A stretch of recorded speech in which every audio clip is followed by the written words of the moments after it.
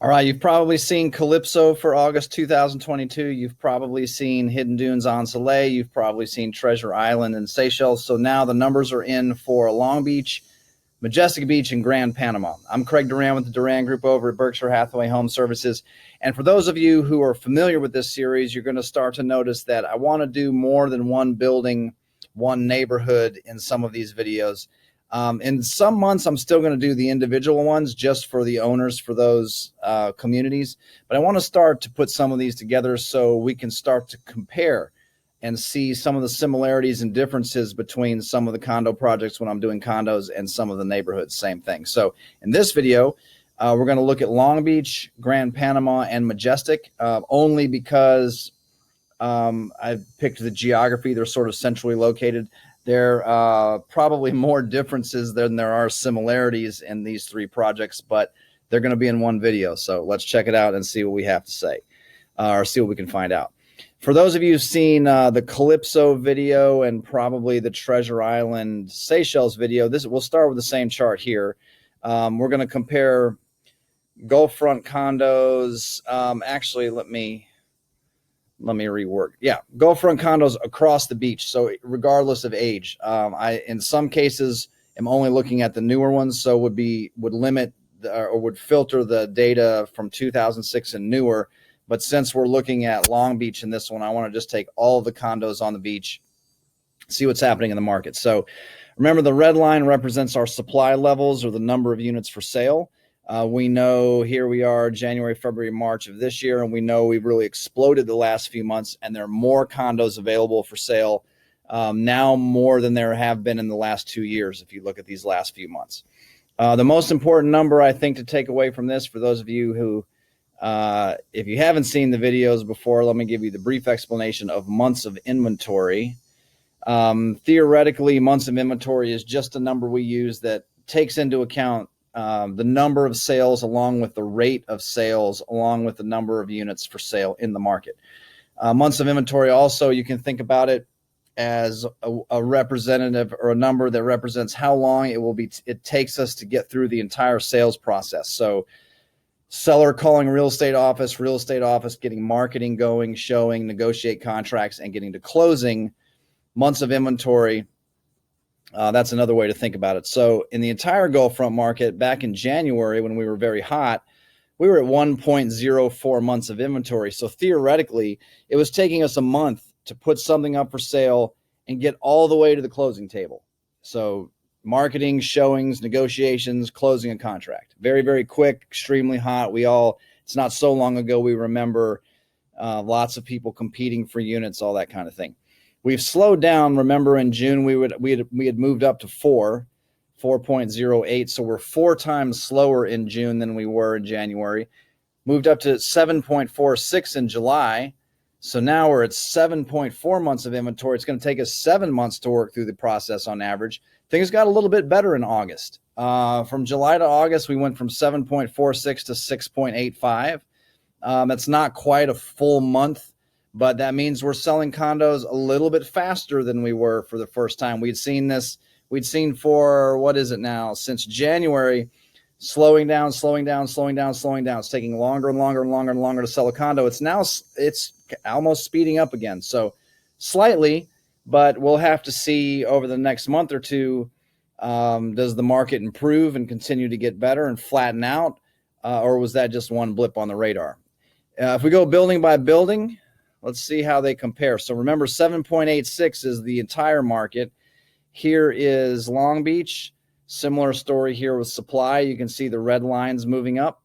So we have more units for sale than we did certainly January, February, but it's only sitting at 5.5 months of inventory. So outperforming the market a little bit, still neutral market territory for Long Beach, but also still be prepared. It could be a 5-month process to sell something. If you're the average unit, we've sold something in about 7 days that just closed last week. I'll tell you about that in a minute. But on average, plan on 5.5. If we're over in Majestic, again, same idea with the red line here, right? We bottomed out in March. We've added units for sale. Very similar story here. Ironically, 5.5 months of inventory here too. Majestic had been as hot as anything on the beach. Look at some of these numbers earlier in the year: 0.86, 0.57, 0.14 months of inventory. I mean, like a tenth of a month. So what is that? 3 days, 4 days, 5 days to sell something back in March. Extremely surface of the sun hot. We're now back to 5.5, which is very neutral market territory. It'd take about 5 months to sell a condo in Majestic. Over at Grand Panama, look at the red line again first. Inventory levels spiking, meaning lots of supply. And look how much this jumped from July to August. Huge jump. 6 new listings just in the month of August. Grand Panama had also been outperforming the market. And look at where we are here. 0.29 months of inventory in January, 0.5 in April. It's slowed down, but it's only slowed down to 3. So a little more of a seller's market in Grand Panama. And this is sort of the reason why I wanted to start to put some of these videos together for you. 3 months of inventory is very much seller market. 5.5 months of inventory is very much neutral market territory. If you're selling in any of these buildings, your pricing strategies in Grand Panama are probably a little different than they are in Long Beach and Majestic. Long Beach and Majestic, if you just look at August numbers, we can't be quite as ambitious with pricing there as we can in Grand Panama. Grand Panama is still a little more seller's market, a little less inventory, possible to probably push things there a little bit. On the flip side of that, if you're a buyer and you're thinking about getting into the market, Grand Panama is a little bit more in demand right now than Majestic and Long Beach, so you probably would expect to have not as much negotiating power in that building as you could the other ones. Those are some applicable ways or some ways to think about applying this data to real life. If we look at actual sales, let's go building by building. I've got these organized by building. Let's go in Long Beach.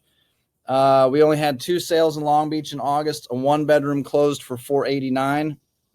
This is the one we worked on. It was a 2-bedroom that closed for $750,000. Actually had multiple offers.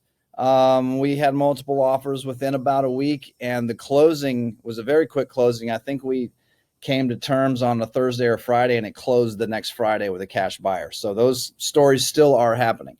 If we slide over to Majestic Beach, interestingly, with as many units are in that building, there was only 1 sale in August. It was a 1-bedroom. It closed for $410,000. This is one of the 1-bedrooms, 1-baths. And then Grand Panama, sorry, I picked up a Grand View there accidentally.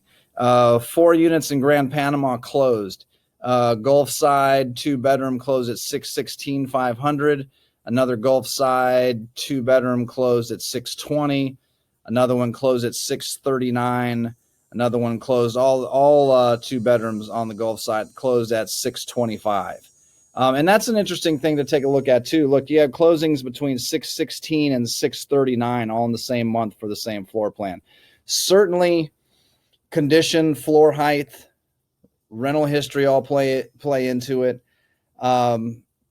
Certainly age of mechanicals, new AC versus not, all those things play into it. But also remember to key in on this data, because Grand Panama is one that you still can push the envelope a little bit. If you had a real estate agent over to evaluate your 2-bedroom, and depending on condition, some agents would tell you that here are the numbers: 616, 620, 625, 639, and they want to average that and maybe pull you down to the 615, 620 range, 625. But with a 639 sale in there and 3 months of inventory that we saw from that previous chart, Grand Panama may be the one where you push pricing a little bit, and that can be very real dollars. We could be talking about $20,000, $25,000, $30,000 difference just by applying some of this data to actually what you're doing. So anyway, there's a look at Long Beach, Majestic, Grand Panama. Again, overall, Long Beach and Majestic are hovering in neutral market territory, 5.5 months, which is slowed down from July. Same thing, Grand Panama slowed down, but it's only slowed down to 3 months. Again, still a healthy seller's market in there. So hopefully you guys found this interesting. We've done, for August so far now, we've done Calypso, we've done Hidden Dunes and On Soleil. If you've watched those, we've done Treasure Island and Seychelles. Now this one, I think the next one I'll do is going to include, I'll probably pull Emerald Isle, Emerald Beach Resort, and Splash. Even though they're a little bit far apart on the beach, price points are similar. I'm going to pull those and then probably finish off with Aqua, and those will be the condo buildings I do for August. And then we're going to jump into some of the residential neighborhoods, Breakfast Point, and then probably Whisper Dunes and Palmetto Trace lumped together. So hope you guys find this interesting. We'll be back next month to see where this market's going. Does it continue to improve? Does this flatten out? We'll see. Again, I'm Craig Duran with the Duran Group at Berkshire Hathaway Home Services. Thanks for watching.